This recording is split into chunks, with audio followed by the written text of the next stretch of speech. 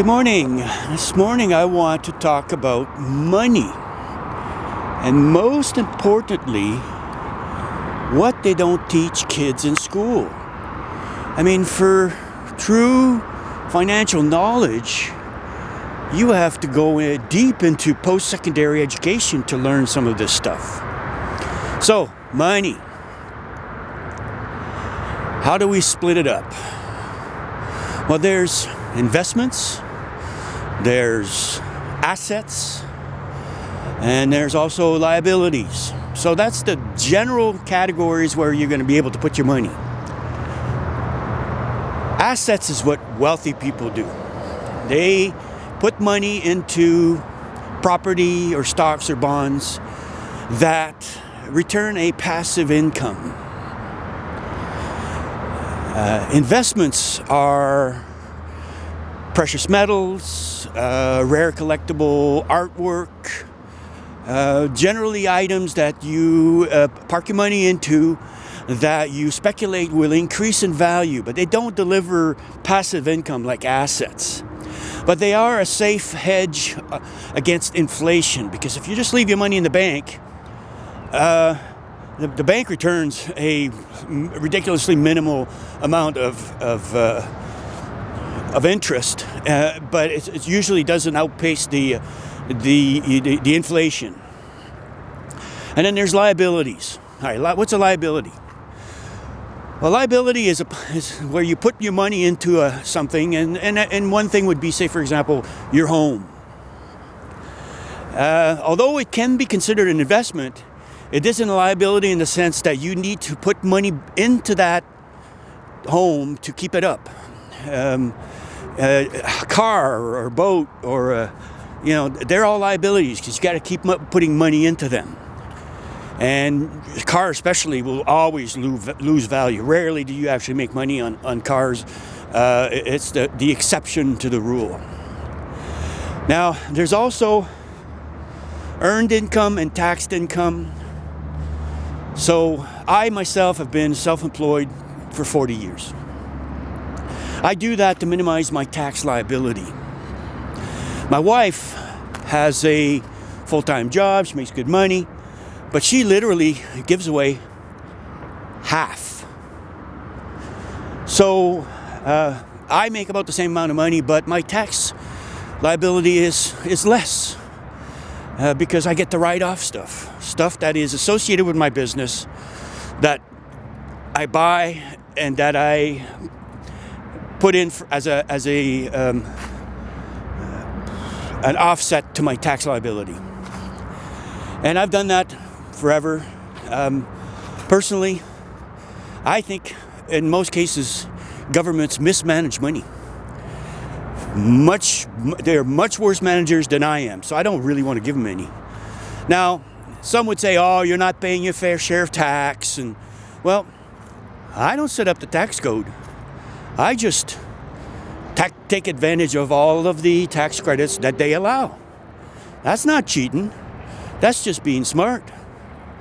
If you want to pay too much tax, the government will take the money. Trust me.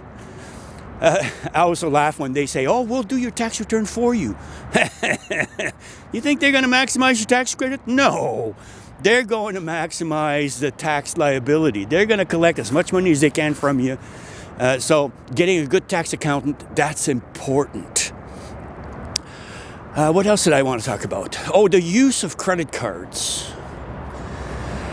I never pay with my debit card. And the main reason is that, first of all, if you get a good credit card, you get money back. I use pretty much exclusively my Canadian Tire credit card.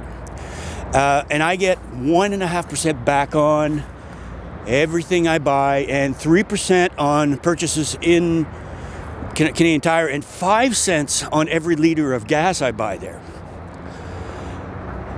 If fraud occurs, it's a lot easier to get it corrected on a credit card than it is to get it corrected with a debit card.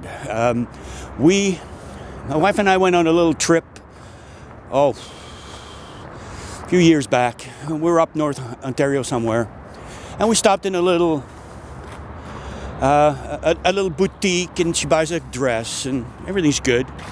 And then 2 months later, I get a charge from the Canadian Tire. No, I shouldn't say that. The Walmart in that area.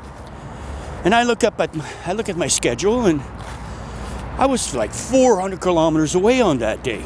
So, contact my credit card processor and make a complaint, and they file a chargeback, and bingo, comes off my credit card. That's the end of it. It's a lot more difficult to correct that when it's a debit card. So I use my credit card exclusively.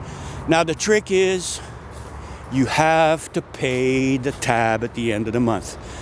A couple of days before the payment is due, pay it all in full, and so you can avoid the 20% credit card charges.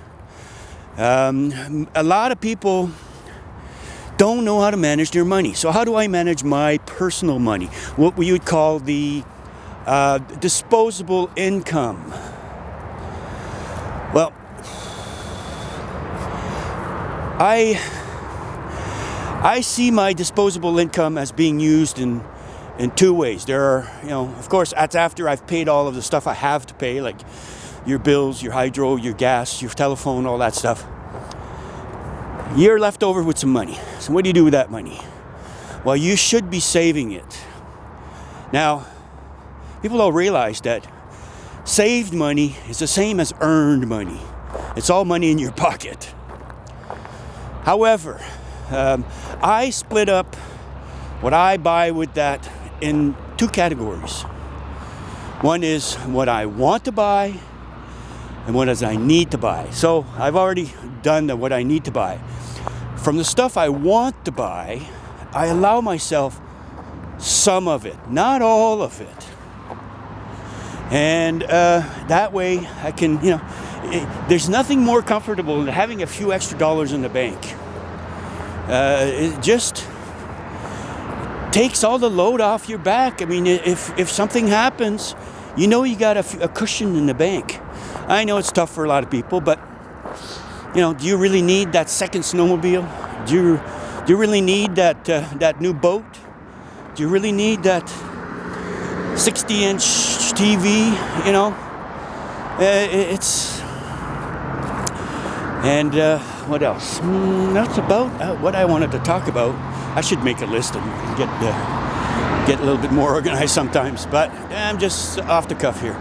All right, guys, that's it for today. Please subscribe. I've been contemplating making a video about the LGBTQ plus community. It's a positive video. It's nothing mean-spirited. It just points out some obvious things. But I'm on the fence if I should. It's just, I'm trying not to get political, but there are some things that need to be said. Let me know in the comments, please, if you think it's a good idea. Otherwise, we'll catch you on the next one. Thank you.